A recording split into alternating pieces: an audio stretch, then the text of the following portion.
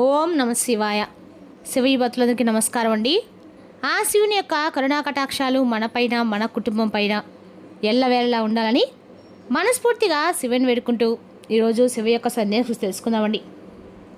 ఓ నా ప్రియమైన భక్త, నేను చెప్పేది వినకుండా అశ్రద్ధగా ఉన్నావు. నీ కోరిక నెరవేరేటువంటి శుభ సమయము వచ్చింది. అస్సలు విడిచిపెట్టకుండా వెంటనే వినని శివయ్య ఈరోజు చక్కటి సందేశాలు తన భక్తుల కోసం పంపారండి. ఆ తండ్రి పంపిన సందేశంలో ఎటువంటి పరమార్థం ఉందో, ఆ తండ్రి ఈరోజు మనకి ఎటువంటి సందేశాలు వినిపించాలనుకుంటున్నారో ఆ తండ్రి మాటలు విని తెలుసుకుందాము. మరి అంతకన్నా ముందుగా మీరు ఎవరో మన ఛానల్ కొత్తగా చూసినట్టయితే లైక్ చేసి సబ్స్క్రైబ్ చేసుకోండి. మరి పక్కన ఉండే గంట సిమ్ యాక్టివేట్ చేసుకుందారా మేము పెట్టే ప్రతి వీడియో కూడా రోజు మీకు నోటిఫికేషన్ వస్తుందండి. మరి అంతకన్నా ముందుగా ప్రతి ఒక్కరు కూడా ఏదో సమస్య ఉంటుందండి. సమస్యలు ఏంటో ఉండవు కదా. మరి ఆ సమస్యల పరిష్కారం కోసం ఎక్కడెక్కడికో వెళ్ళి జ్యోతిష్యం చెప్పించుకొని నిరాశ చెంది ఉంటే ఒక్కసారి మన గురుగారిని కాంటాక్ట్ అవ్వండి. సకల దేవత ఆశీస్సులతో జ్యోతిష్ ఇవ్వను. మన గురుగారు అఘోర తాంత్రివిత్తో స్త్రీ పురుష వశీకరణ చేస్తారు. ప్రత్యేకమైన పూజలు చేసి భార్యాభర్తల సమస్యలు, మానసిక సమస్యలు, ప్రేమ పెళ్లి సమస్యలు, విద్య, ఉద్యోగం, వ్యాపారం ఎటువంటి సమస్యలకైనా 100% పరిష్కారం చూపిస్తారండి. మన గురుపై వచ్చి మురళీ ఆనందరాజు గారు. మీరు సమస్యల ఫోన్ నెంబర్ 7057171356. చాలా నమ్మకమైన గురువుగారు. సమస్య మీది పరిష్కారం మాత్రం ఖచ్చితంగా మన గురుగారి దగ్గర అయితే కలదండి. ఒక్కసారి నమ్మకంతో ప్రయత్నించండి. ఇక ఈరోజు శివ యొక్క సందేశం తెలుసుకుందామండి. ఓ నా ప్రియమైన బిడ్డ, నిజంగా నీవు నా బిడ్డవైతే ఎప్పటికీ ఇలా ఉండవు. నీ మీద నాకు ఎంతో కోపంగా, ఆగ్రహంగా వస్తుంది. ఎందుకు ఇలా ప్రవర్తిస్తున్నావు? నీకెన్నోసార్లు చెప్పాను, ప్రేమతో చెప్పాను, అలాగే నచ్చ చెప్పాను. అయినా కూడా నీలో మాత్రం మార్పు రావటం లేదు. అందుకనే నేను నిన్ను నా బిడ్డను అనుకోవాలంటే నీలో మార్పు రావాల్సిందే. ఎందుకు ఇంత విపరీతమైనటువంటి ప్రవర్తన పెంచుకుంటూ ఉన్నావు? ఎందుకని నీ కుటుంబం మీద నీకంత పిచ్చి కోపం వస్తుంది చెప్పు. కానీ నువ్వు ఆ కోపం ప్రదర్శించినా కూడా వారు మనం ఓర్పు పట్టి నీలో ఓర్పు కోసము ఎదురు చూస్తూ ఉన్నారు. నువ్వు వారిని చేతగాని వాళ్ళలాగా చూస్తూ నీ ప్రతాపం అంతా కూడా వారిపై చూపిస్తూ ఉన్నావు. చేసిందంతా కూడా నువ్వే చేసి నీ తప్పును కప్పించుకోవడానికి వారి ముందు నీ యొక్క గాంభీర్యం ప్రదర్శిస్తూ వారిని అణగదొక్కాలని చూస్తున్నావా? కేవలము నీ కోపం వల్ల నీ మీద ఉన్నటువంటి విలువ అంతా కూడా పోగొట్టుకున్నావు. వారు ఎందుకు మౌనంగా ఉంటున్నారో తెలుసా? వారికి జ్ఞానం ఉంది కాబట్టి ఇంటి గుట్టు బయటకు వెళ్ళకూడదు. ఇంట్లో ఏ జరిగినా కూడా బయట తెలియకూడదు. అది వారికి ఉన్నటువంటి సిద్ధాంతం. నువ్వు ఎలాంటి వాడివి అంటే, నీవు అవునంటే కాదంటే, కాదంటే అది చెడ్డదైనా సరే నువ్వు పిచ్చి పట్టినటువంటి వాడిలా ప్రవర్తిస్తున్నావు. ఇన్ని రోజులు కూడా నువ్వు ఎలాంటి పరిస్థితులు ఉన్నప్పుడు కూడా వారు మాత్రం నిన్ను ఎప్పుడు కూడా అంటిపెట్టుకుంటున్నారు. ఏదో ఒక విధంగా నీ ప్రేమను సంపాదించాలని ప్రయత్నిస్తూ ఉన్నారు. అయినప్పుడు కూడా నీకు మాత్రం కళ్ళు బైర్లు కమ్మి పొగరు ఆకాశాన్ని అంటుకుంటుంది. ఏం చేసావని అసలు నీకంతా పొగరు?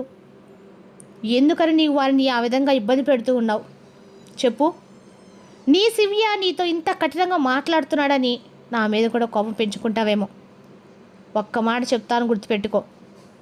ఏ రోజైతే వారికి నీ మీద విరక్తి కలుగుతుందో ఆ రోజు నుండి నీవు ఇంకా ఒంటరి అయిపోతావు.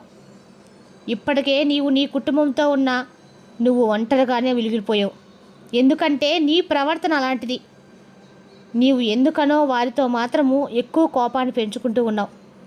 అసలు ఎందుకు వారితో కలిసి జీవించి ఇస్తున్నాను అనేది వారికి కూడా అర్థం కావటం లేదు. నీ కుటుంబంలో వారిని బాధ పెడుతూ నువ్వు ఏం మూట కట్టుకుంటున్నావు చెప్పు. ఒక్క పాపం తప్ప. ఇలా చూడు, నేను హెచ్చరిస్తున్నాను. నువ్వు ఇలాగే ప్రవర్తిస్తూ ఉంటే నీవు మాత్రం ప్రమాదంలో పడతావు. నీవు బయట అందరి దగ్గర ఎంతో మర్యాదగా, ఎంతో మంచివాడుగా, ఏమీ తెలియనటువంటి వాడిలాగా చక్కగా ఉంటావు. నీ నటన నీ కుటుంబానికి తెలుసు. ఆ తర్వాత నీ స్థాయికి తెలుసని మర్చిపోవద్దు. ఎలా తెలుస్తుందని అనుకుంటున్నావా? నాకు తెలియదంటే ఏదైనా ఉంటుందా? నీవు చేసినటువంటి ప్రతి పని నేను చూస్తూనే ఉంటానుగా. నీవు ప్రవర్తించిన తీరంతా కూడా నేను గమనిస్తూనే ఉన్నాను. అలాగే నీ గురించి తెలిసినప్పుడు నీ కుటుంబం గురించి కూడా తెలుస్తుంది కదా. వారు నీ గురించి ఏ విధంగా అయితే అనుకుంటున్నారో అదంతా కూడా నీకు తెలుసా? నిజం చెప్పాలంటే నీ కుటుంబం తప్ప ఇంకా ఎవ్వరు కూడా నిన్ను అంతగా ప్రేమించరు. అటువంటి వారిని వదిలిపెట్టుకున్నావు అంటే నీ అంత దురదృష్టవంతుడు ఈ జన్మలో ఎక్కడా కూడా పుట్టలేదేమనుకుంటాను. చాలా ఆగ్రహం వస్తుంది నాకు. అందుకే ఈ విధమైనటువంటి కఠినమైన మాటలు మాట్లాడాల్సి వస్తుంది. ఒక్కటే చెప్తున్నాను, నిన్ను హెచ్చరిస్తున్నాను. కొద్ది రోజుల సమయం మాత్రమే ఉంది. ఆ సమయంలోపు నువ్వు మారావా నీకంతా కూడా మంచి జరుగుతుంది. లేదంటే నీ కుటుంబం నీకు దూరం అయిపోతుంది. వారు ఎక్కడికి వెళ్ళినా సంతోషం బ్రతుకుతారు. ఎందుకంటే వారందరూ కూడా కలిసే ఉన్నారు కాబట్టి. నీవు ఒక్కడివి మాత్రం వ్యతిరేకంగా ప్రవర్తిస్తున్నావు. అలాంటి ప్రవర్తన కలిగిన వారికి ఎవరైనా సరే ఒంటరితనం తప్పదు. నీవు అందరిలో ఉన్నా సరే ఒంటరిగానే ఉంటావు, బ్రతుకుతావు. చేసిందంతా కూడా నీవే, కానీ బాధపడేది మాత్రం వారు. ఎందుకు ఇలా చేస్తున్నావు చెప్పు? వారు ఏం చేస్తారని బాధిస్తున్నావు? నువ్వు పరిపూర్ణంగా మారేందుకు వారు నీకు చాలా సమయం కేటాయించారు. ఆ సమయం కనుక అయిపోయిందంటే వారు నిన్ను వదిలిపెట్టి వెళ్ళిపోయేందుకు సిద్ధంగా ఉన్నారు. బాధ్యత నా మీద పెట్టారు. శివయ్య, అతను మనసు మారి నిజంగా మంచిగా అయ్యేలా చూడు తండ్రి అని నాకు ప్రతిరోజు కూడా ప్రార్థిస్తూ ఉన్నారు. నిన్ను ఎన్నోసార్లు హెచ్చరించాను, కానీ నీవు మాత్రం మారటం లేదు. ఇదే చివరిసారిగా నీకు నేను చెప్పాలని అనుకుంటున్నాను. నేను చెప్పిన మాటలు అశ్రద్ధగా పరిచయం పెట్టావంటే ఆ తర్వాత తప్పకుండా నష్టాన్ని చూడాల్సి వస్తుంది. ఇక మారతావా లేదా అనేది నీ ఇష్టం. మారితే అదృష్టవంతుడివి, ఒకవేళ మారకపోతే నీ కర్మఫలాన్ని నువ్వు తప్పకుండా అనుభవిస్తావు. ఇది నీ కోసం నేను ఇచ్చినటువంటి చివరి అవకాశం. నిజానికి నీ మనసు చాలా మంచిది, అలాగే అందరినీ మంచివారని నమ్మేస్తావు. కానీ ఎవరైతే మంచివారని నమ్మావో వారే నిన్ను అంధకారంలోకి కూరుకుపోయేలా చేశారు. చివర చెడు వ్యసనాల్ని నీకు బహుమతిగా ఇచ్చి వారు మాత్రం శాశ్వతంగా నీ నుండి పక్కకు వెళ్ళిపోయారు, జారుకున్నారు. కానీ దాని ఫలితం ఈరోజు నీవు అవసరమైనటువంటి కొన్ని వ్యసనాల వలన ఎన్నో రకాల ఇబ్బందులు పాలవుతూ, అలాగే నీ ఆరోగ్యం సైతం ఎంతో పాడైపోయి అనవసరమైనటువంటి కోపాన్ని నీలో నింపుకున్నావు సరే, కానీ ఆ కోపాన్ని మొత్తం కూడా ఏ పాపం తెలియనివాడు నీ కుటుంబ సభ్యులపై ప్రదర్శించడం చాలా తప్పు. ఎవరికైనా సరే చెడు వ్యసనాల్లో కూరుకుపోయిన వారిని మంచి మార్గంలో పెట్టేందుకు భగవంతుడు ఎన్నో రకాల ప్రయత్నాలు చేస్తూ ఉంటాడు. అలాగే వారి ముందు ఎన్నో అవకాశాలు కూడా ఇస్తూ ఉంటాడు. కానీ వారు గమనించి వాటిని తెలుసుకొని వాటిని చక్కగా అమలు చేయాలి. అప్పుడు భగవంతుని యొక్క సహకారం కూడా పూర్తిగా ఉంటుంది. లేదంటే పాప పనులు చేసేటువంటి చేతులతో పూజలు చేస్తే ఎప్పుడు కూడా ఫలించవు. దురాచరణ కలిగినటువంటి మనసుకి భగవంతునిపై ధ్యాస ఎప్పటికి కూడా పుట్టలేదు. అలాగే చెడు పలుకులు పలికేవారి నోటికి భగవన్ నామం కూడా రుచించదు. భగవంతుని యొక్క నామాన్ని పలకాలన్నా దానికి ఒక అర్హత ఉండాలి. పరమేశ్వరుని యొక్క పూజను చేయాలన్నా దానికి ఒక అదృష్టం ఉండాలి. అలాగే భగవంతునిపై ధ్యాస రావాలన్నా దానికి ఎంతో పుణ్యం చేసి ఉండాలి, అదృష్టం ఉండాలి. ఆ భగవంతుడిని చేరుకోవడం కష్టమైనప్పటికీ చేరుకోగలిగితే నిన్ను తన ఒడిలో పెట్టుకొని మరీ లాలిస్తాడు.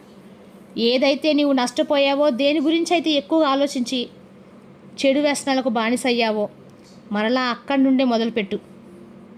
తప్పకుండా ఈసారి మంచి అవకాశాన్ని నీకు ఇస్తాను. వచ్చినటువంటి అవకాశాన్ని దుర్వినియోగం చేసుకోకుండా వచ్చేటువంటి చిన్న రాబడినైనా సరే వచ్చినంతలో సంతోషంగా నీతో పాటు నీ యొక్క కుటుంబాన్ని కూడా చాలా ప్రేమగా ఆప్యాయతగా చూసుకుంటూ వారితో ఆప్యాయతగా ఉండు. ఆ తర్వాత ముందు రోజుల్లో ఆ చిన్న రాబడి కాస్త పెద్ద మొత్తంలో నీకు ఉన్నత స్థితిని కలిగించే విధంగా ఈ శివయ్య నీపై అనుగ్రహాన్ని కురిపిస్తాడు. నన్ను నమ్ముకున్నటువంటి నీ కుటుంబాన్ని నేను ఎప్పటికి కూడా అన్యాయం చేయను. నీకు నీ కుటుంబానికి సదా తోడుగా ఉంటాను. నేను చెప్పినటువంటి ప్రతి మాటను కూడా తూచా తప్పకుండా జాగ్రత్తగా పాటించు. నీవనుకున్నటువంటి లక్ష్యంపై దృష్టి పెట్టు. తప్పకుండా విజయాన్ని పొందుతావు. ఈ సంవత్సరంలో నువ్వు గెలుపు బాట పట్టడం సత్యం.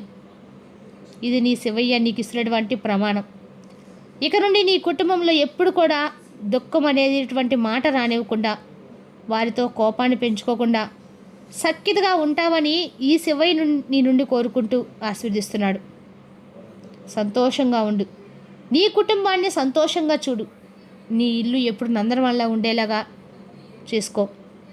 నీ ఇంట్లో నందనవనం ఉంటే ఈ శివయ్య అనుగ్రహం నీకు కలుగుతుంది. ఈ మాట మాత్రం సత్యం. రేపు మరో చక్కటి సందేశంతో మళ్ళీ కలుద్దామండి. సర్వే జనా సుఖినో భవంతు.